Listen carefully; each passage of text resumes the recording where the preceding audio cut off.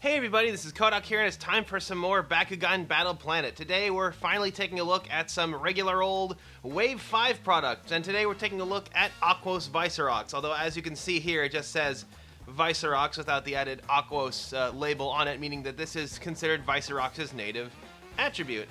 Anyway, Fire Fist and Shield, very basic cores, but one thing that has changed about the packaging is on the older packages, it would say Battle Brawlers on the side here. Here, they've just kind of removed that entirely, just kind of gotten rid of it. They didn't replace it with, like, Bakugan Resurgence or anything, as I was kind of hoping they would, which, I don't know what to think about this change. It feels like a step backwards. I would have liked it if they'd kept this distinguishing feature on here and just updated it depending on the sets that were going on, like make Bakugan Resurgence, like, green, and, like, Age of Aurelus like gold or yellow or something like that, so we can really tell these sets apart. This just kind of makes it a bit more generic, makes it a bit more confusing, and is it just me or does the print quality look a little bit lower? Anyway, I purchased this thing at GameStop, you can see based on the tag there, so this is yet another instance where I was able to buy something at GameStop because Walmart's having trouble getting any Wave 4 in, and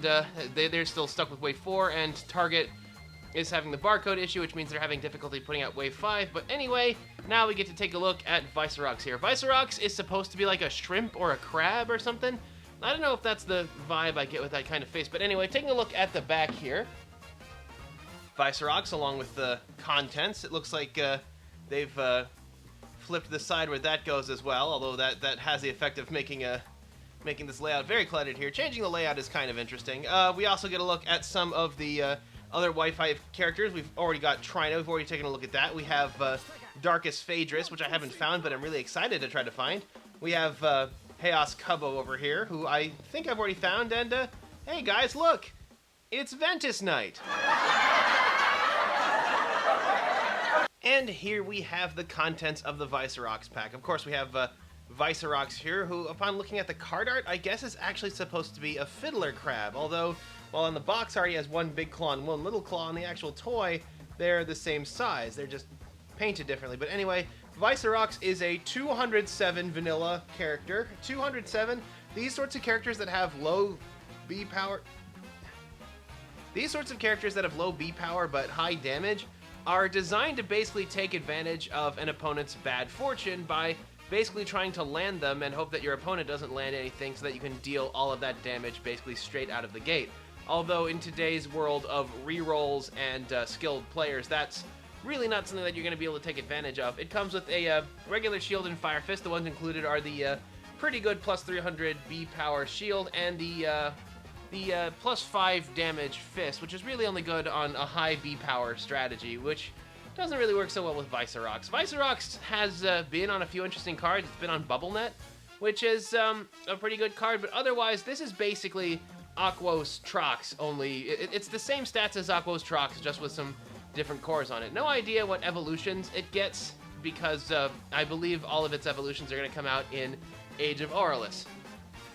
As for the toy itself, the design here actually makes me a little reminiscent of the old Terraclaw. That was the crab that came out in the original series, which actually looked a bit more crab-like, seeing this head here. Normally, like, the head would stay in place and the face would be concealed by these claws, but anyway, we have a tiny bit of asymmetry in the design, but it is entirely based on these two claws, and I wouldn't really call them asymmetrical.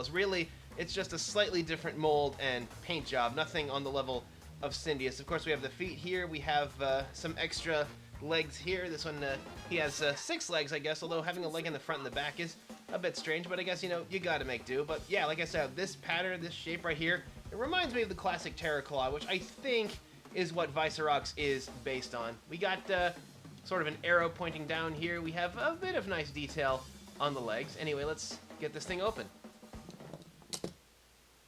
And here we have our Aquos Vicerox. He's a little hard to make out against the blue background I like to use. Sorry about that. But here we get a good look at him. He's actually got a pretty nice bit of sculpting detail on the face. We have the eyeballs in here. We have the teeth that look nice and distinct thanks to the orange wash on them. We have the 2 claws, and we have the Terraclaw dome here. We have the 2 claws, which have a slightly different mold, but this one here really stands out thanks to its shock of orange here. I think the Ultra, if I remember right, actually does have the claws in different sizes. We, of course, have the legs as well, although they are also a bit awkward. I keep thinking that it looks like something else. It actually kind of looks like this creature from the Magi Nation, which I've been covering, called a Grag. And what a Grag is it basically, it's like a walking cauldron and has like it's got like a thing coming out, it's like a cauldron in the middle that it walks around. That's kind of what this thing looks like to me. It looks more like a fire Grag or a core Grag or something like that, more than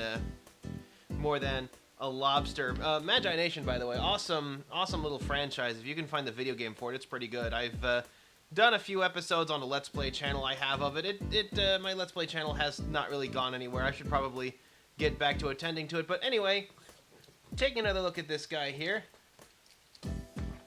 He's a bit unstable. I noticed that when I was rolling him, whenever he would roll, he would either jump forward and pick up an additional core, or he would just flop over onto the ground. Getting him to just kind of open neutrally was surprisingly difficult. But there's actually a little bit of detail under the legs that I didn't notice before, although they all seem to be the same. These sorts of little markings on there. Another very simple and basic core. I don't know if I'd really call it a showstopper, but at the same time, it's not bad. This is very, very much a middle-of-the-road design. So, anyway, that is a look at Vicerox. Join us next time when we take a look at some more Wave 5 core. Until next time, this is Kohdok signing off. Bakugan brawl, it's a big brawl. Bakugan brawl is for it all. Bakugan brawl, standing tall, we're the awesome ones. Powers in our hand, take a stand, saving everyone. Bakugan